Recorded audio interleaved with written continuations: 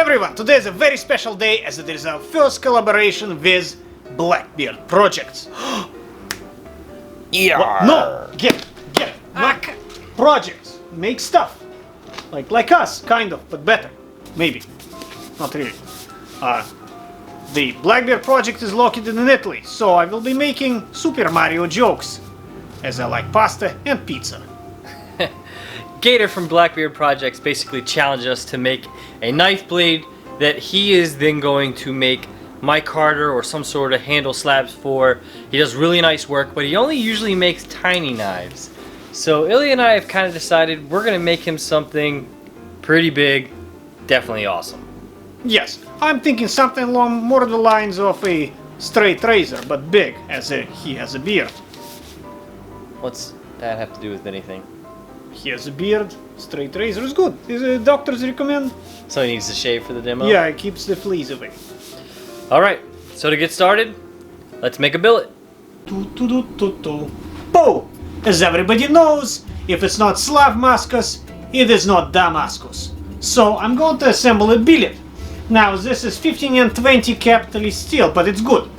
15 and 20 has a lot of nickel, so when you etch it in acid, it is bright, like mirror. Now this is 1095. 1095 has approximately 0.95 carbon content. Very high carbon, very good. Vitamin. Now, in order to get the pattern, we will first alternate it like deck of cards. So, now I take 95, boom!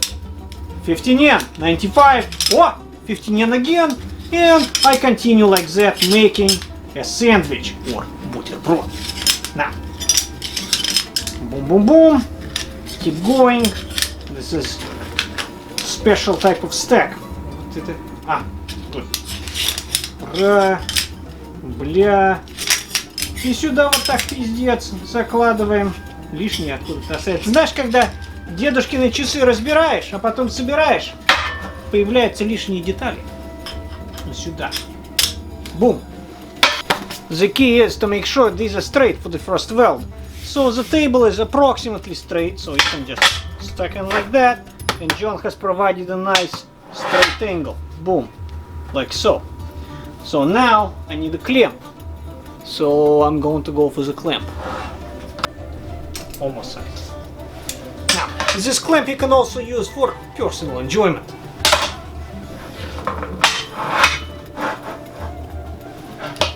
One, two, boom. And it's kind of straight.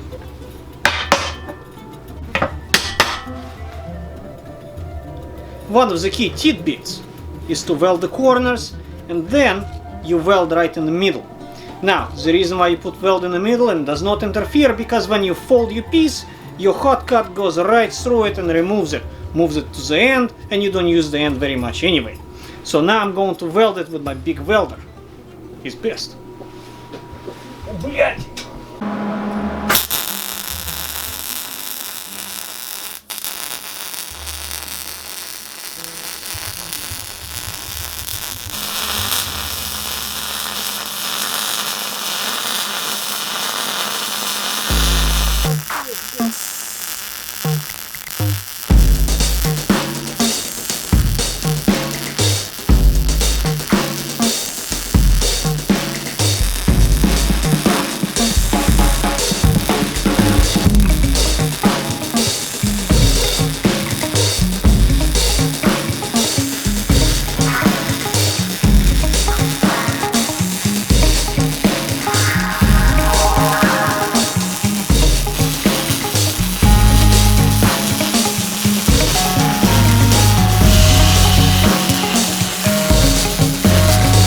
One of the key helpful things to make the hokey-pokey is the stick.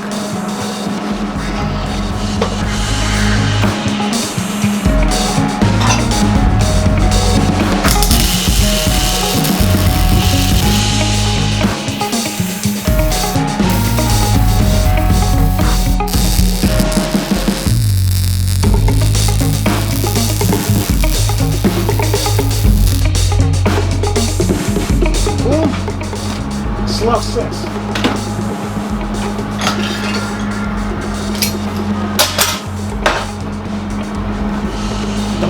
Done. You can make knife now. Once the billet is welded up, it is prudent to submerge it into borax water.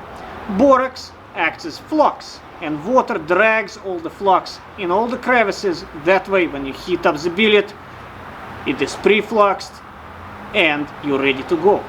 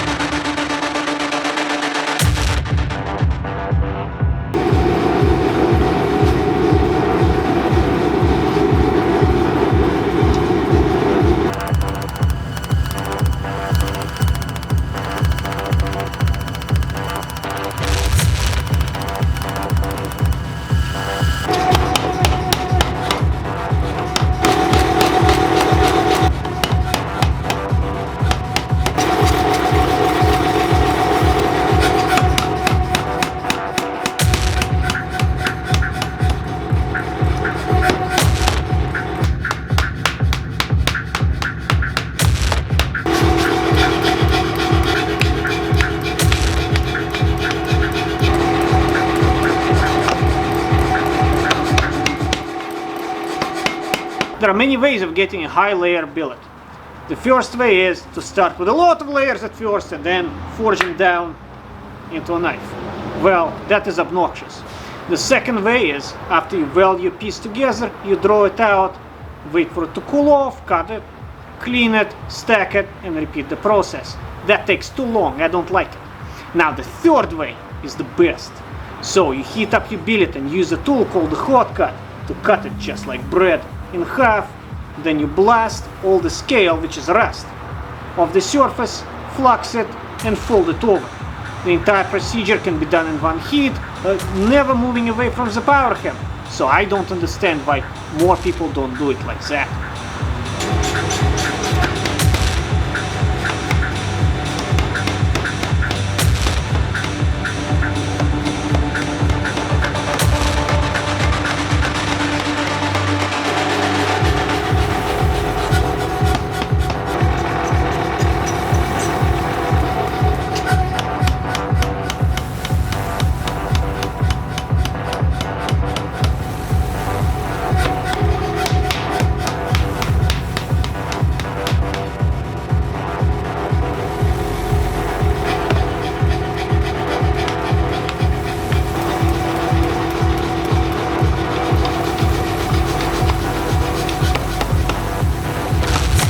To create the preform for the knife, you need some tooling.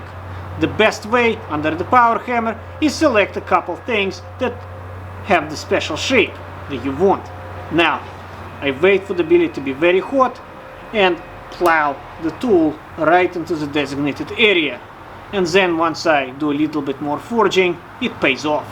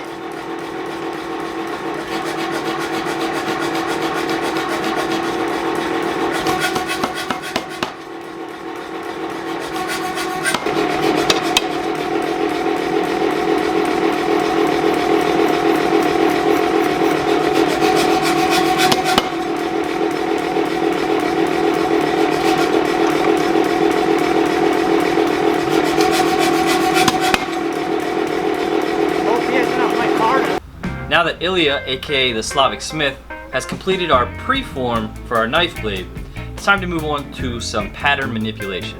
What I'm going to do is use a narrow wheel, and I'm going to grind little fuller-like grooves up and down the blade just on the edge side. Flip it over, and in the negative space, do the same kind of grooves on the other side. That way, when we move on to doing the bevel forging, it'll just unfold naturally like an accordion, creating a ladder pattern.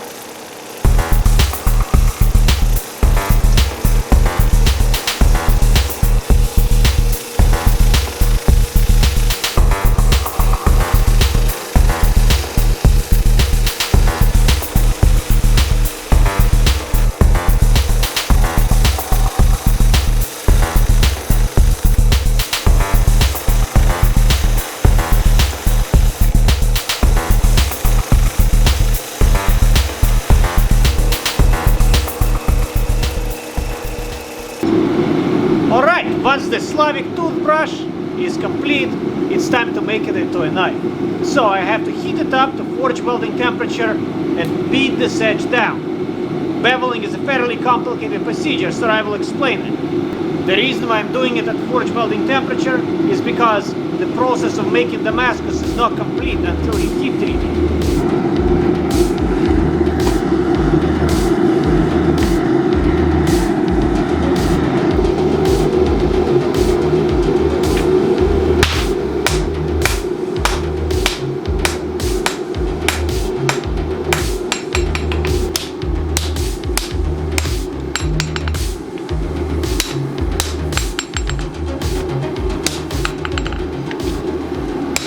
There are two very important points about beveling. The first of all, in no case should you pinch out the edge, but rather compress the material in on itself. That way you create heat and do not disturb your pattern. You can forge like that for much longer than any other wrong way. The second point is you have to angle the blade to the anvil and compensate with an equal angle with the strike of the hammer from the other side. That way the bevel is even on both sides. However, this procedure has more details to it, and I recommend you watching an upcoming episode of Your Edge to understand the full procedure and the techniques required to perform it successfully.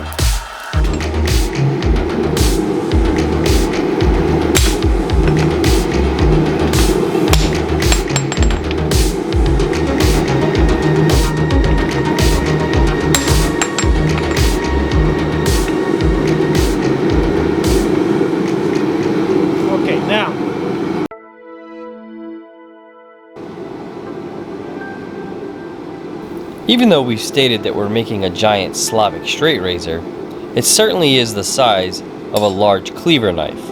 So we decided it needs that iconic hole punched in the end that you see in most cleavers. To do this, I'll be assisting Ilya. I will hold the blade as Ilya starts punching the hole.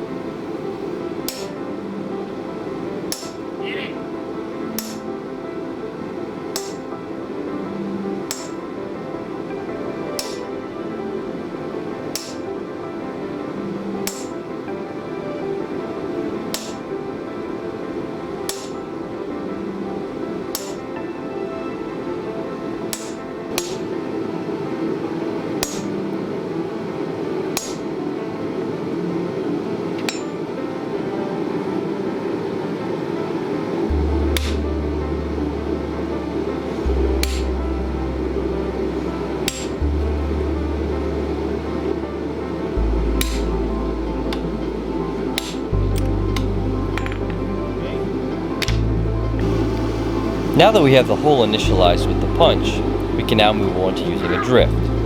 A drift is a tapered piece of metal that is used to drive into the hole to create a larger shape. From there you can move to the horn of the anvil to do your final shaping.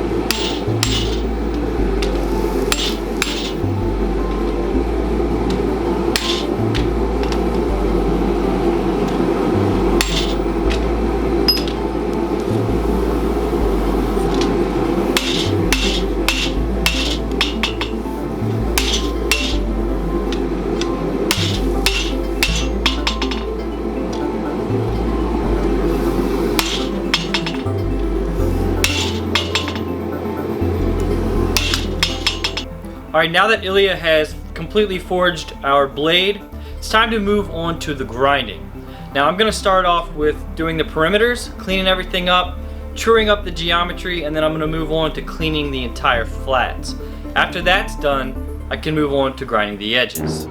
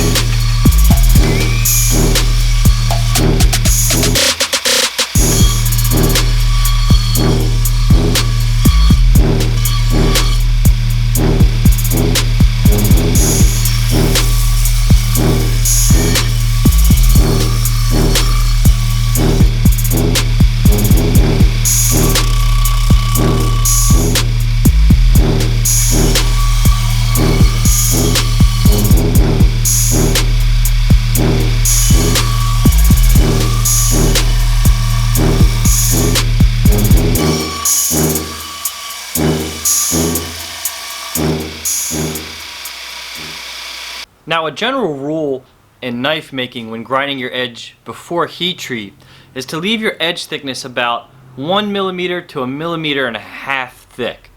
Now, on this particular blade, it's very thick at the spine, so I'm going to leave it about double that. I'm going to be doing a hollow ground edge all the way from here to here, a very big hollow ground using a 12-inch wheel, and then we'll hand it off to Ilya. We'll get it heat treated. We should be leaving it nice and safe. Let's get started.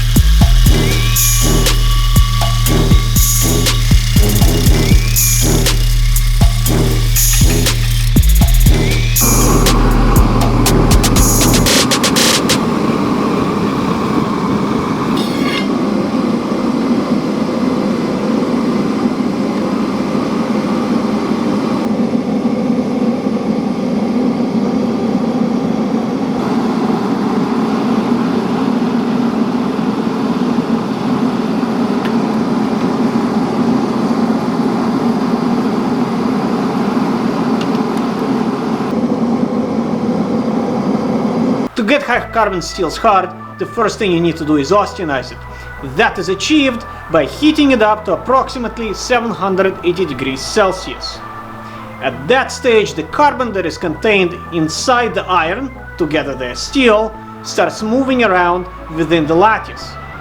And once the steel is austenized, you quench it in the quenching medium. That can be water or, in our case, oil. That forms martensite. What actually happens, you trick the carbon to stay in the location where it's at. As a result, it acts like a roadblock for the steel lattices. And as a result, the steel gets very hard, brittle like glass. However, you don't want that in a knife or a sword or any other tool. So the next stage is tempering. Tempering at approximately 240-250 degrees Celsius partially dissolves some of those martensite crystals, and it relieves the stress from the steel, allows it to be more pliable.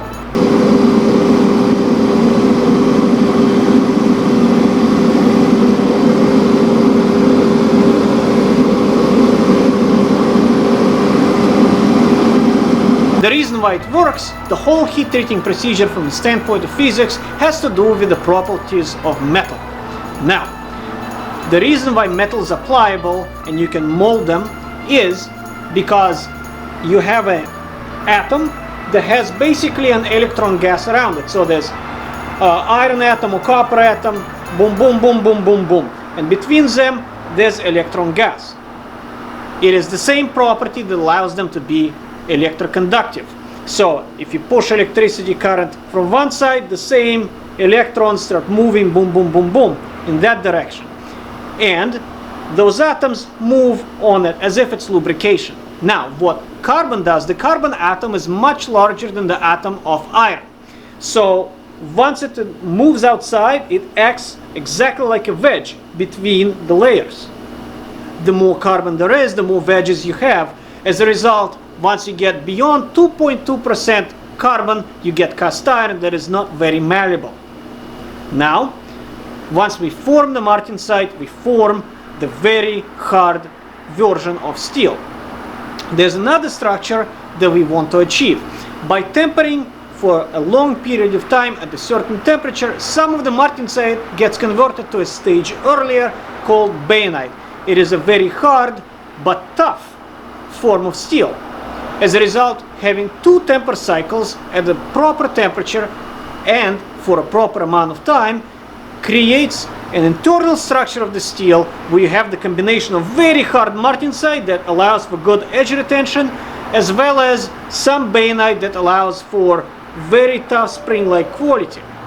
And that is the perfect Slavic knife.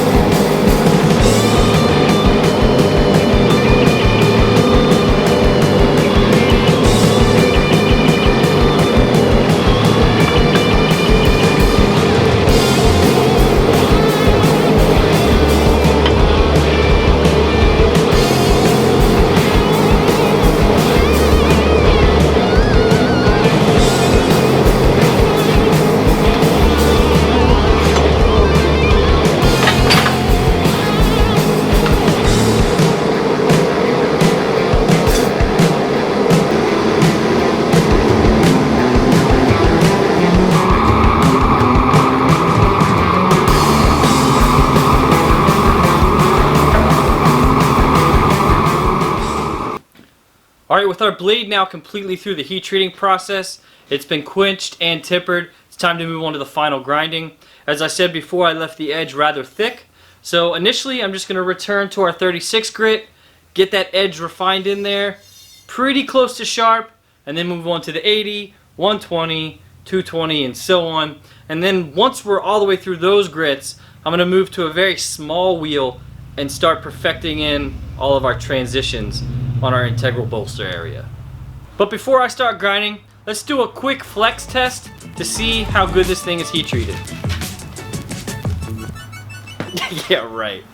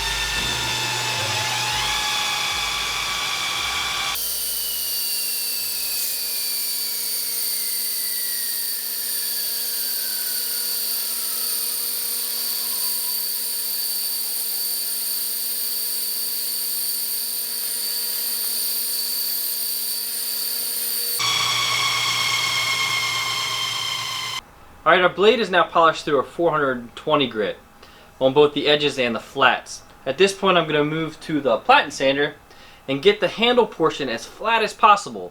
So when we hand it off to our Italian friend to do the handle work, he can have a nice flat even area to glue his slabs to.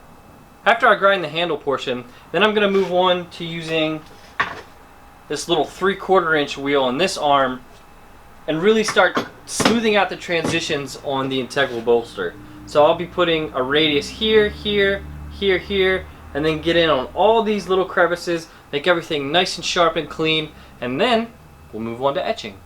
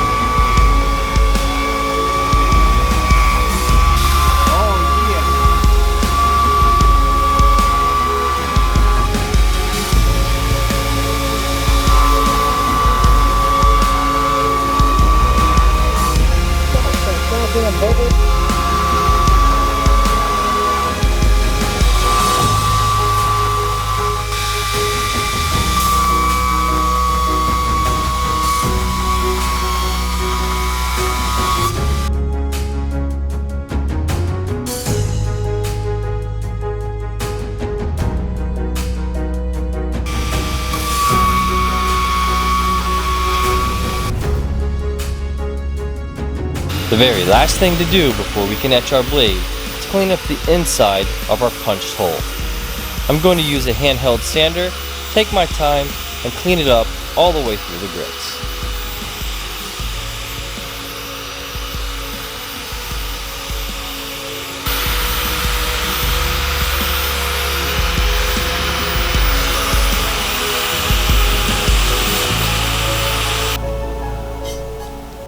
Alright guys, with our Slavic straight razor now completely polished out, the last step is to etch it. We're going to use some ferric chloride. It's about a 4-to-1 water mix. Probably end up leaving it in there for quite some time, get a real aggressive etch to kind of match the whole theme of this piece. It's pretty darn cool. Let's check it out.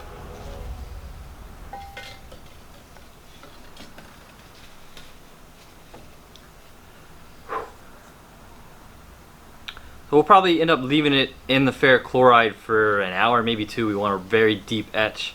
But we can go ahead and pull it out and take a quick peek and see what our pattern looks like. You can see the ladder pattern that we did on the edge. The rest of it's just straight laminate. The integral bolster looks really cool.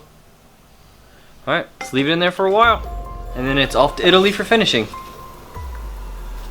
This blade is defined by a razor edge, very thin. It's perfect. The edge is absolutely beautiful, so it's the most dangerous razor you find on the market for the most bushiest of beards. And after a buff, it is off to Blackbeard Projects. Check him out.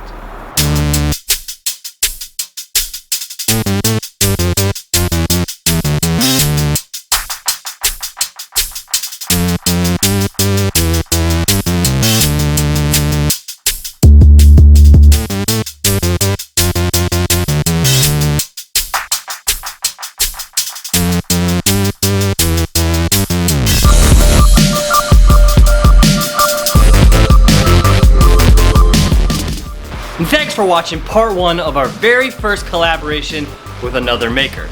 Don't forget that if you want to see part 2 and the completion of this awesome knife, you have to go over to Blackbeard Projects channel to check out that video.